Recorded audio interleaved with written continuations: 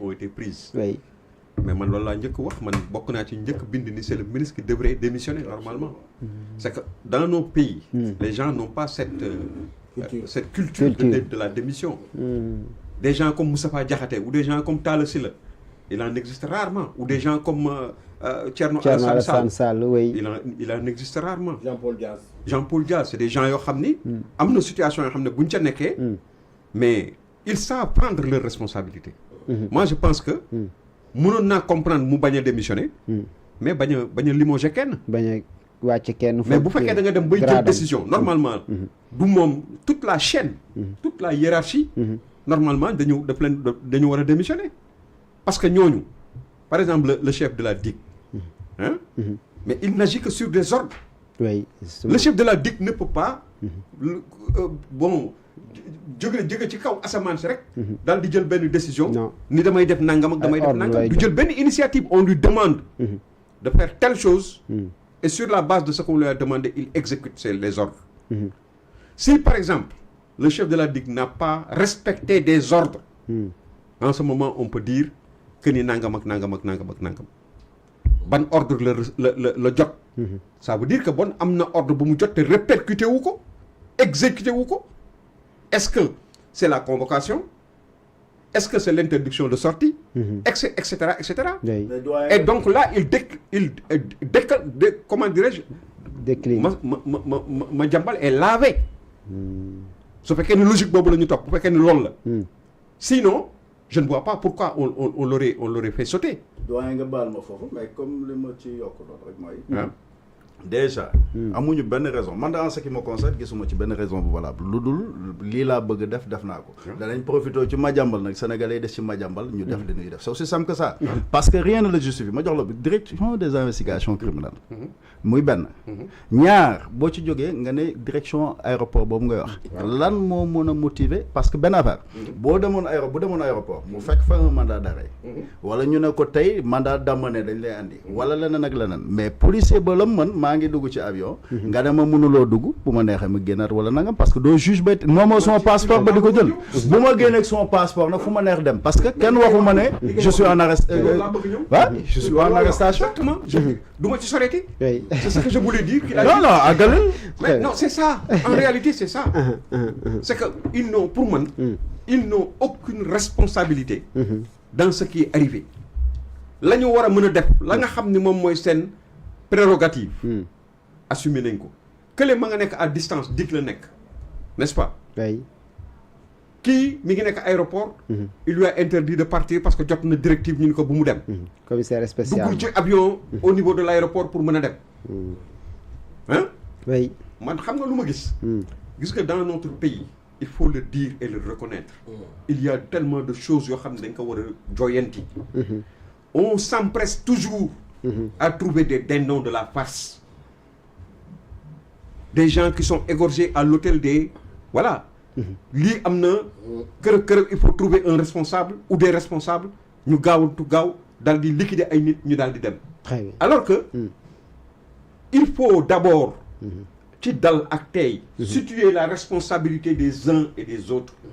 Kan moo ci am responsable mënoo mu am il y a 2 heures de temps 1 heure de temps après tu prends une décision aussi grave que de dégommer des gens yoo xam ni kilifa yu mel noonu nga dégommer leen et puis je donne un conseil un sage conseil à Maître Cissé quand on vient dans un ministère comme le ministère de l'Intérieur nga nekk yow tu n'es pas du corps n'est-ce pas beneen corps nga bokk donc comme ça tu magistrat tu n'es même pas magistrat tu es avocat oui hein nga ñëw ci corps bu mel noonu premier geste nga def lu mel xola c'est truc grave c'est truc extrêmement sensible dans une hiérarchie avec leur accointance avec leur amitié avec leur imbrication moi à sa place je n'aurais pas bala ma ko doon def bokk waxuma ne du ma ko def de quand je dois assumer mes responsabilités pour def ko dinaa ko def su fekkee ni les responsabilités sont bien situées ma am ci lu leer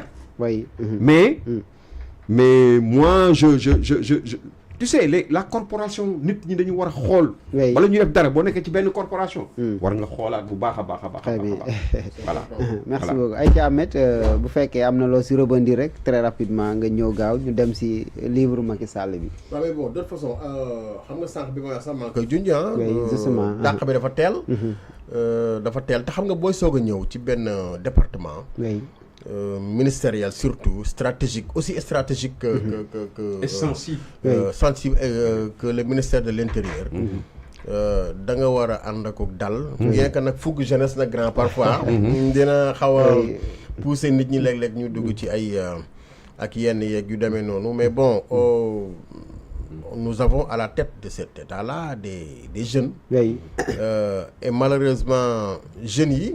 seen expérience par rapport à beaucoup de choses des na te mel na ni dafa am aw mag ñu xaw a manqué autour de ñoom ñoo xam dina leen mën di maanaam bu ñu bëggoon a def dara Sidi Ahmed moom da nga baax loolu de sax aka baax waaw parce que yow ay magum jëm yor yi béjaaw ñii ngay wax ay gone mais xam nga grand non xam nga li tax ma leen yow par expérience nga wax mais ça voilà expérience bi man duma la baal dara boo ñëwee suñu oto dañ cee dugg gaal gi dañ cee dugg ñëpp di dem nga jël say responsabilités man je pouvais être candidat comme yow keneen lu tax ñun newuñu candidat est-ce que dañ ñoo gën a xam da ku ci ne yaa def sa choix damay dem wala dew ma boo demee nga ne candidat ñu fal la nga jël ay nit fal la da ngeen di xam ne gaal gi moomu leen ko imposé tout ki ñuy ñaanal gaal bi bët fépp nag gaal gi bënul fenn en tout cas ñu c'est que li ma bëgg a junj foofu grand mooy mais ñooy mag la ñaa bu leen waxatee gone waaw li ma non li ma bëgg a junj mooy li ma bëgg a junj rek mooy quel que soit âge boo am bu ñu la joxee yenn responsabilité yu kawe yi xanaa xamoo ni mën nga nekk mag am bee jaaw sax te doon gone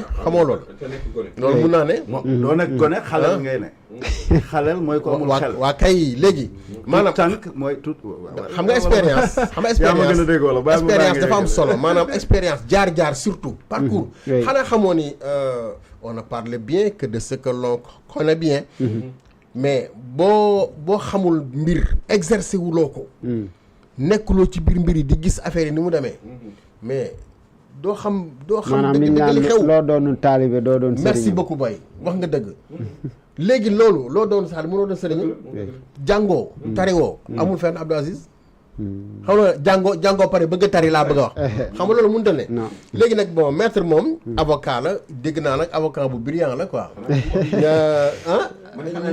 ñu ilham la wax yi moom yeneen yi lañ koy def léegi dàq gi laa bëgg a ci laa bëgg a wax rek tuuti maanaam damaa jàpp ni dafa teel ci dàqee loolu foofu laa bëgg a ñëw li tax nag mu teel moom laa doon jéem a expliquer nii par rapport ak seen expérience xam nga aussi que moo tax ma remonté ba ca kaw pour wax la ni même ñi nga xam ni sax xëy actuellement ñoom ñoo ko yilif moom monsieur le ministre maanaam dañoo xaw a am manqué toute expérience par rapport ak parcours ak nangam léegi nag xëy na bon monsieur le ministre balaa muy jël décision xanaa dina woo monsieur le premier ministre ni ko man je vais prendre une décision ou je ne sais pas moi. Ce qui est terrible là. waaw d'accord Le ministère de l'Intérieur c'est un ministère de souveraineté. waaw d'accord c'est rattaché à la présidence de la République. voilà gis nga li ñuy def nii. d'accord léegi loolu xaaral mais loolu li ma la wax ni yow xam nga ko man xam naa ko. xam nga lu jaadu wala lu jaadu. ñun xam nañ ko. mais nous savons mais fii dégguloo ministre yi bu ñuy def discours bu ñu tuddee président waaye duñ ñeme bañ a tudd. am de ñeme wuñ ko bañ a. Abdou Aziz yow gis nga ko. fekk jubluñ ci loolu na gaynde. waaw du nu nopp waaw mais loolu bokkaale la yàlla. vous en avez pour 5 ans. man ku ci ne. buñ la fale Ousmane buñ ko faloon suba wala yow mii wala nangam. nangam naa la loolu. président nga may woowee. non mais yow la. waaw mais mënuma comprendre ay nit ñuy jóg di tàgg nit yow un ministre nga toog ñu jàpp na jàng nga am nga foo jaar nga dox ba boo wéree sa bopp ba mu daj nga fekk ci béjaaw ngay toog nit di tax ngay wax loo wax taw wala di wut daraja loolu daraja lu ko de toute façon daal man jàpp na rek ba pare commissaire yooyu ñu jàpp ñu wàccee Amadou Moustapha yaa ngi koy junj duñu ay n'importe qui defe naa kenn ki yóbbu nañ leen ci yeneen service ñoom ñaar ñëpp voilà central xaw ma bon ay kilifa lañu d'abord man jàpp naa ni mënoon nañ leen bàyyi foofa mais ñu jël ay mesures quand même par rapport à ce qui s'est passé maanaam ñu étudier mbir mi tirer ci ay leçons waxtaan parce que entre kilifa parce que aussi bu fekkee da ngay soog a jël nguur bu mel nii bu fekkee da ngay soog a jël nguur surtout nga xam ne réew mi ni mu compliqué nii état bi nekk état bu mag a mag état bu Sénégal Latir mi xam na li may wax léegi façon nit ñooñu nga xam ne ñoom stratégiquement da nga leen a war a préserver. waroo tëb noonu rek dàq leen comme ça de façon brusque noonu comme ça. très bien am na solo merci beaucoup. ayca Papa Latir première grande sortie bu président Macky Sall après son départ au pouvoir Macky Sall génn ab livre mu nekk livre boo xamante ni wax na si jaar-jaaram yu bëri d'ailleurs liiraguma ko mais bon. am na yoo xam ne junj nañ ko si surtout entretien spécial bi nga xam ne def na ko ak waa H5 motivation wax na si yu bëri moo xam ni mu yore réew mi également aussi naka la gise réew mi ak yi nga xamante moo nekk si kanamam lu si mel ne poste bi nga xam ne dàqul samp fa ndëndam muy secrétaire général bu Nations Unies tout ça ban